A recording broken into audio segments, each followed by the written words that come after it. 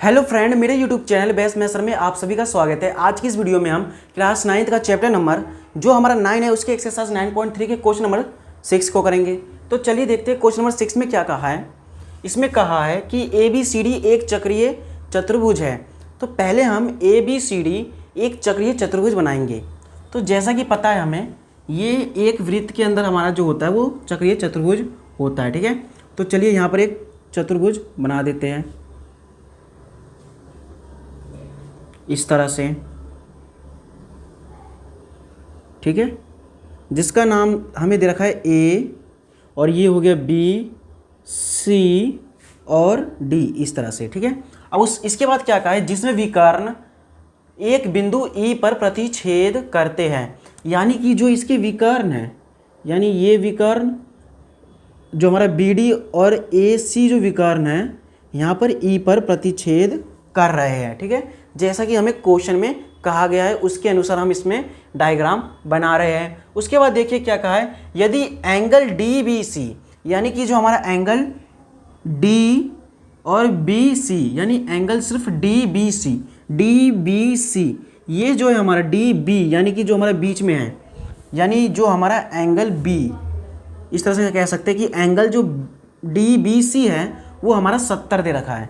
यानी कि ये जो है हमारा 70 डिग्री दे रखा है। ठीक है, इस प्रकार से। अब उसके बाद देखिए और क्या कहा है इसमें, और एंगल BAC और एंगल BA, ठीक है, एंगल BAC यानी कि इसके अंदर, इस त्रिभुज के अंदर एंगल BAC ये जो हमें दे रखा है, कितना दे रखा है, ये हमें दे रखा है 30 डिग्री। इस तरह से हमें ये क्वेश्चन में गिवन है। उसके बाद देखिए हो तो एंगल BCD यानी कि एंगल B और C, ठीक है, एंगल BCD यानी कि एंगल BCD यानी कि ये पूरा, ठीक है, ये पूरा हमें निकालना है। और पुनः यदि AB बराबर, यानी कि हमें AB बराबर दे रखा है BC के, यानी ये जो है हमारा ये इसके बराबर है। ठीक है, ये हमें क्वेश्चन में कहा है। और उसके बाद क्या कहा, हो तो एंगल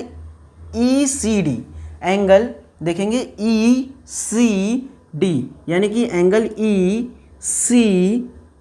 एंगल ECD यानी कि एंगल ECD का मतलब है इस त्रिभुज के अंदर ये वाला कोण, ठीक है, ये वाला जो कोण है हमारा, ये वाला, सिर्फ ये पूरा नहीं, सिर्फ ये वाला, ये कोण हमें बताना है। तो चलिए हमें जो क्वेश्चन में कहा गया था वो हमने कर दिया। अब चलिए इसका सॉल्यूशन करेंगे। तो यहाँ पर हम लिखेंगे, तो यहाँ पर लिखेंगे सॉल्यूशन। ठीक है, तो चलिए देखते हैं इसका सॉल्यूशन जो है हमारा कैसे होगा।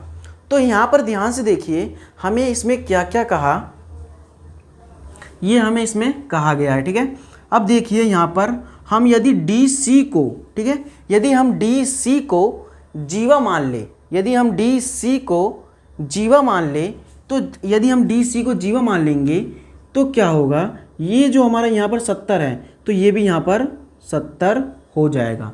ठीक है, कारण लिख देंगे हम, कारण क्या लिख देंगे हमने, यदि DC को जीवा माना तो ये जो ऊपर में दिखाई दे रहा है वृत्त, जो हमारा ये वृत्त है, ठीक है, वृत्त एक ही वृत्त खंड में बने कोण, ठीक है, एक ही वृत्त खंड में बने कोण क्या होंगे, बराबर होंगे। ये इसका हम इसमें कारण दे देंगे। तो हम लिखेंगे DC को जीवा मानते हुए, लिखेंगे हम यहाँ पर सॉल्यूशन। अब DC जो हमारा DC है, DC को जीवा मानते हुए, ठीक है। अब देखिए हमने यदि जो हमारा DC है उसको यदि जीवा मान लिया तो इससे क्या होगा,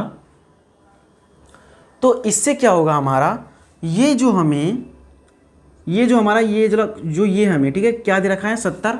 यहाँ पर देखिए 70 हमें क्या, एंगल DBC यानी कि जो हमारा एंगल DBC है, ठीक है, एंगल DBC, एंगल DBC जो है बराबर हो जाएगा किसके, हमारा बराबर किसके हो जाएगा, DAC के, किसके, एंगल DAC के। तो यहाँ पर लिख देंगे एंगल DAC सी के कारण हम वही लिख देंगे, क्या लिख देंगे, एक ही वृत्तखंड में, एक ही वृत्तखंड में बनने वाले कोण, ठीक है, बनने वाले कोण क्या होते हैं, बराबर होते हैं, कोण बराबर होते हैं, ठीक है। इस तरह से हम इसका जो है रीजन लिख देंगे।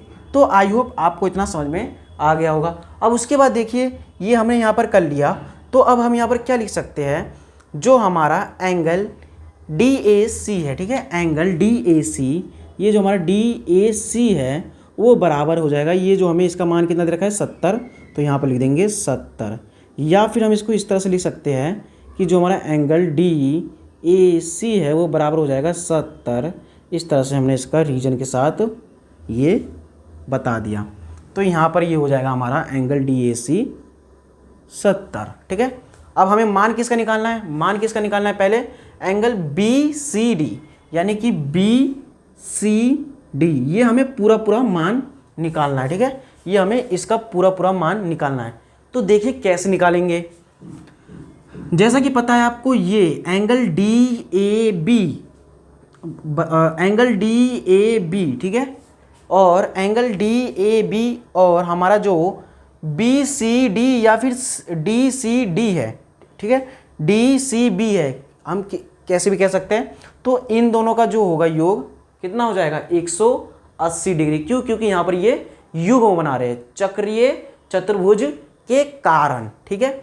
तो यहाँ पर लिखेंगे जो हमारा DAB है, एंगल लिखेंगे यहाँ पर एंगल DA, ठीक है, एंगल DAB और प्लस, ठीक है, एंगल DAB यानी कि एंगल DAB, यानी कि ये जो है हमारा, ठीक है, ये कोण मान लो, यहाँ पर मैं इस तरह से दिखा देता हूँ, ये जो है आपका पूरा कोण कितना हो जाएगा, इन दोनों को जोड़ देंगे तो 100 हो जाएगा। इस तरह से हम कह सकते हैं, ठीक है, ये हमने यहाँ पर दिखा दिया आपको।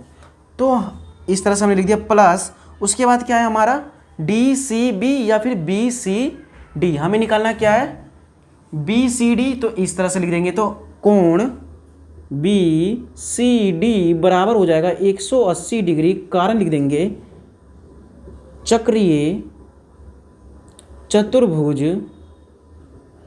के सम्मुख कोणों के प्रत्येक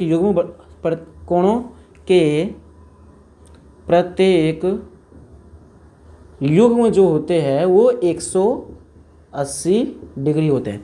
प्रत्येक का मतलब क्या है, जैसे कि मान लीजिए ये वाला है, तो ये आमने सामने जो दिखाई दे रहा है इसके युग्म 180 होंगे, और ये दिखाई दे रहा है इसके भी युग्म 180 डिग्री होंगे। इसका कहने का मतलब ये है, ठीक है। अब देखिए ये हो गया हमारा, तो देखिए अब हमें एंगल DAB, क्या एंगल DAB यानी कि ये पूरा पूरा, तो मतलब कि ये जो पूरा है हमारा कितना है 100, तो लिख देंगे यहाँ पर 100, फिर प्लस एंगल BCD हमें ज्ञात करना है, इसी तरह रहने देंगे, और 180 डिग्री। तो देखिए एंगल जो हमारा BCD है वो बराबर 180 डिग्री, यहाँ पर ये आपको प्लस का दिखाई दे रहा है, तो उधर जाके क्या हो जाएगा माइनस का 100 हो जाएगा, ठीक है, माइनस का 100, इसको घटा देंगे तो कितना आ जाएगा 180 में से 100 गया तो कितना बचा 80। तो यानी कि जो हमारा आंसर आया एंगल BCD वो आ गया 80, यानी कि हमें क्या निकालना था एंगल BCD। ये तो हमने पहला निकाल दिया, क्या एंगल BCD यही निकालना था हमें। तो इस तरह से जो है ये हमारा जो पूरा आ गया, कितना आ गया, ये आ गया हमारा 80 डिग्री, ठीक है। इस तरह से जो है ये पहला पार्ट तो हमने, मतलब कि पहला जो चीज़ था वो हमने कर लिया। अब उसके बाद देखिए अब क्या करेंगे हम, अब देखिए इसमें ज़्यादा आपको क्या करना है, समझना ज़रूरी है, ठीक है, रटना ज़रूरी नहीं है। अब देखिए ये हो गया, यहाँ तक हमने समझ लिया। अब देखिए पुनः यदि AB, यानी कि हमें इसमें ना कुछ कंक्लूजन, यानी कि इसको करने के लिए ना हमें हिंट दिया जाता है। क्या हिंट है कि यदि AB, यानी कि जो AB है वो BC के बराबर है, यदि AB BC के बराबर होगा, तो जैसा कि आपको पता है ये जो हमारा AB है, ठीक है, AB यदि AB जो है हमारा BC के बराबर है, यदि AB BC के बराबर है तो इसके सम्मुख कोण या फिर वो हो सकते हैं आमने सामने बनने वाले जो कोण हैं वो भी बराबर होंगे। ठीक है, इस तरह से हम कह सकते हैं।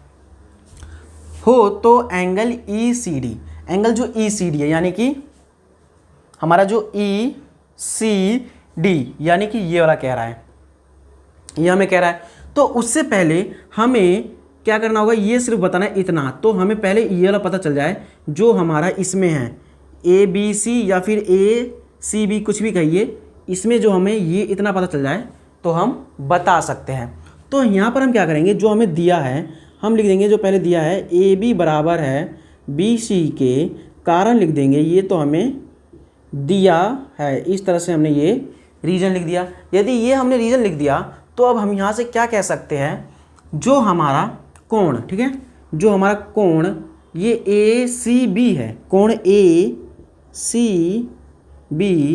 ठीक है, कोण ACB बराबर हो जाएगा किसके, जो हमें दे रखा है ये 30, यानी कि 30 हमें क्या दे रखा है, एंगल BAC, ठीक है, यानी कि एंगल BAC। तो लिख देंगे एंगल BAC भी क्या हो जाएगा, बराबर हो जाएगा। रीजन क्या लिख देंगे, त्रिभुज, ये जो हमारा त्रिभुज बन रहा है उसके त्रिभुज के सम्मुख कोण यानी कि आमने सामने के कोण, ये इसका हम रीजन लिख देंगे। इस तरह से हम इसका रीजन लिख देंगे। तो आई होप आपको इतना समझ में आ गया होगा, क्योंकि यहाँ पर भुजा बराबर है तो इसीलिए इसका जो है कोण भी बराबर हो जाएगा। तो देखिए एंगल ACB यानी कि एंगल ACB यानी कि ये जो इतना है हमें ये दिया नहीं है, और यहाँ पर देखिए एंगल BAC यानी कि सिर्फ BAC यानी कि इतना का बात कर रहा है, यानी कि ये इतना का बात कर रहा है 30, तो ये हमें 30 दे रखा है तो 30 लिख देंगे बराबर एंगल ACB। तो यहाँ पर जो है ये वाला जो सिर्फ है इतना, ये जो हमारा इतना है ये कितना आ गया 30। ठीक है, इस तरह से हमने कर दिया। यदि ये हमारा 30 आ गया तो यहाँ पर कितना बचेगा, 80 में से 30 गया तो यहाँ पर कितना बचेगा, ये 50 बचेगा। ठीक है, कितना बचेगा, 80 में से यदि 30 गया तो कितना बचेगा, हमारा 50 बचेगा। इस तरह से हम कह सकते हैं। ठीक है, तो आई होप आपको इतना समझ में आ रहा होगा। उसके बाद हमें किसका मान निकालना था, हमें निकालना था एंगल ECD यानी कि एंगल किसका, ECD। ठीक है, एंगल ECD इसका मान हमें निकालना है। तो देखिए हम क्या करेंगे, अब यदि हमें इसका मान निकालना है तो इसको हमें तो पता चल गया 50 आएगा, लेकिन करने का तरीका भी तो समझना है। तो देखिए इसमें क्या करेंगे, ये जो त्रिभुज है, ये जो हमारा DCB, ये पूरा त्रिभुज के लेंगे, इस पूरे त्रिभुज को लेंगे। उसके बाद क्या करेंगे, इसको देखिए ये जो हमारा एंगल D, ये जो हमारा एंगल D, ठीक है, यहाँ पर देखिए ये जो हमारा एंगल DCB है, ठीक है, एंगल DCB, ठीक है, ये हमें कितना दे रखा है, हमें टोटल दे रखा है 80। ठीक है, ये हमें दे रखा है टोटल 80। तो इसमें से हम क्या घटा देंगे, इसमें से हम घटा देंगे एंगल ECB, ये हम इसमें घटा देंगे तो हमारा कितना आ जाएगा, 50 आ जाएगा। तो इस तरह से इसका आंसर हो जाएगा। तो चलिए लिख देते हैं, यहाँ पर क्या करेंगे, हमें क्या निकालना है, एंगल, क्या निकालना है, एंगल ECD। तो लिखेंगे एंगल, यहाँ पर देखिए एंगल ECD, ठीक है, इस तरह से लिखेंगे एंगल ECD, एंगल ECD यानी कि हमें इतना देखना है। तो ये निकालने के लिए हम क्या करेंगे इसमें, तो इसे ध्यान से समझिए, एंगल ECD यानी कि सिर्फ हमें ये निकालना है। तो ये निकालने के लिए हम क्या करेंगे, जो हमारे पास एंगल, जो हमारे पास BCE एंगल यहाँ पर देखिए, तो क्या करेंगे हमें तो पता चल गया कि ये 50 होगा, तो हम क्या करेंगे, ये जो हमारा टोटल कितना दे रखा था 80, यानी कि अभी हमने यहाँ पर निकाला 80, कहाँ पे निकाला है, एंगल BCD यानी कि जो हमारा एंगल BCD है वो 80 है, इसमें से माइनस कर देंगे जो हमने यहाँ पर अभी 30 निकाला, यानी कि क्या करेंगे, माइनस ECB, एंगल ECB, इस तरह से हम दिखा देंगे। तो ये हमें दे रखा है कितना, एंगल जो हमारा BCD है यानी कि ये जो पूरा दे रखा है ये हमें दे रखा है कितना ये दे रखा है हमें 80, फिर उसके बाद माइनस कर देंगे क्या, एंगल ई सी बी यानी कि सिर्फ इतना, यानी कि 30।